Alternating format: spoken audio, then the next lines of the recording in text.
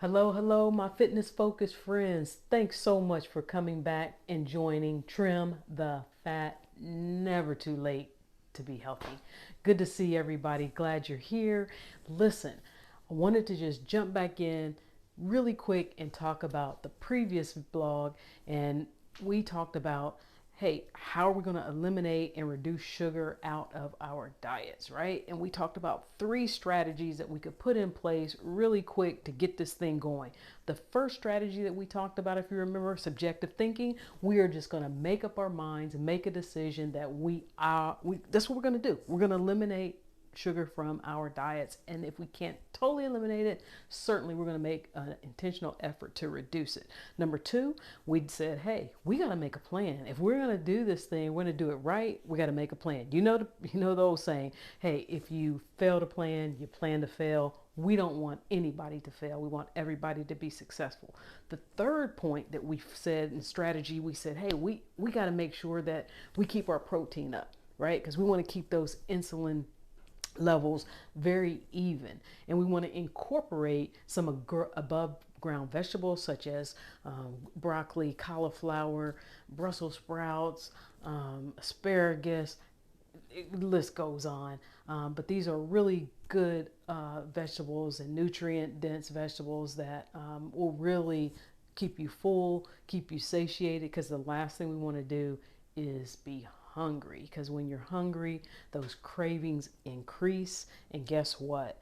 Your willpower goes down, and then the next thing you know, you're reaching for something that you shouldn't have. So again, if you remember from the previous blog, real quick, just want to a few little points, because we know that overconsumption of sugar, as I told you before, 152 pounds of sugar that the average American, yep, you, me, we're consuming every single year.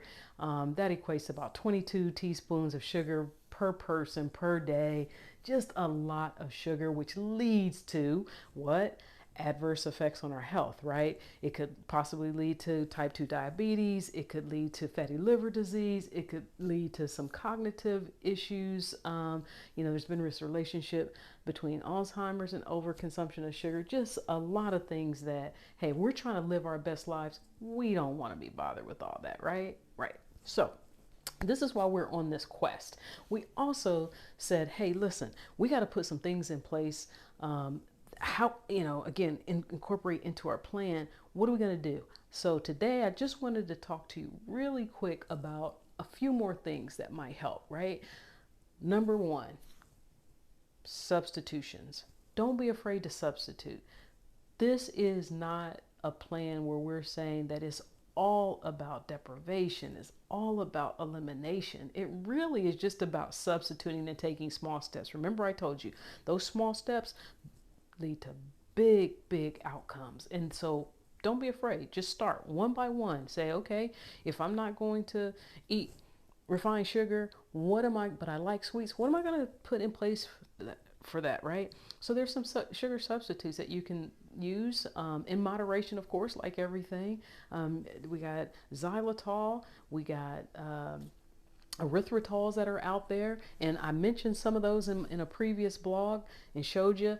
Wasn't endorsing them, but things that I've incorporated. Instead of sugar, I use swerve, or sometimes I use monk fruit. Those are different types of erythritols and xylitol, right?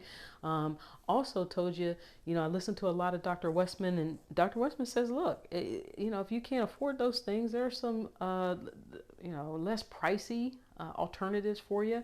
Some people like to use Splenda. Some people like to even go as far as using some stevia. Stevia is not really that less expensive, but that's an alternative for you. Some folks can only afford like these saccharins, right? And and the saccharins, for example, are like sweet and low. But again, it's just a substitute, and it helps you start these small steps to reducing your sugar intake and driving down those insulin levels that in the long run is really going to help. Another strategy that you can incorporate that is really, I think, probably one of the most undervalued things that some of us may do, because one, it's kind of intimidating to an extent. At least it was for me. If you start talking about turning packages around and reading labels, and particularly for processed foods, if that's something that you consume a lot of, you want to pay attention to what you're consuming, right? And so those ingredients labels, particularly since the latter part of the 80s, have really been forced through legislative laws and things like that to have to list what is in the food, right? What is the food makeup? And so paying attention to how much sodium is in a food, really paying attention how much added sugar, how much calories are we taking? I'm not really a person who is about counting calories, but calories do count. So we don't want to not pay attention to the calories. And then also we want to just make sure that we're paying attention to the primary ingredient in the food. If you look at what comes first in the food, whatever that first ingredient, that's what the majority of that food is made up of. So if the first ingredient says sugar, guess what, folks? The most highest ingredient in that food is sugar. And so you just really want to pay attention to that. And so you have going into whatever it is you're eating, you're making informed decisions about the foods that you're going to consume. So just wanted to touch in, see how everybody was doing. If you remember, we said we were going to do a 30-day challenge, that we were really just going to jump into this and do the best we could of raising our awareness and our intention around reducing sugar. Because listen, again, we know that it's more, about more than just gaining weight. It's really about our health. And sugar overconsumption is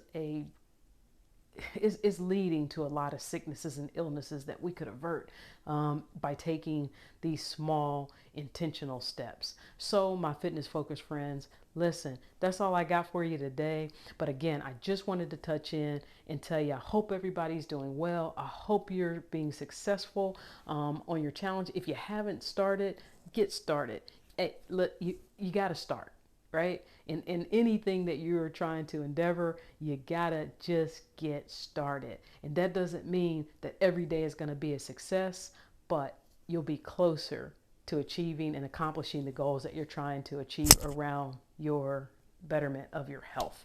And again, we all just want to live our best lives. So thanks for tuning in. And please, as always, if I said anything that you think is valuable or helpful to you, hit that like and subscribe button. I'd appreciate it. Until the next time, my fitness focused friends, take care, be well, peace.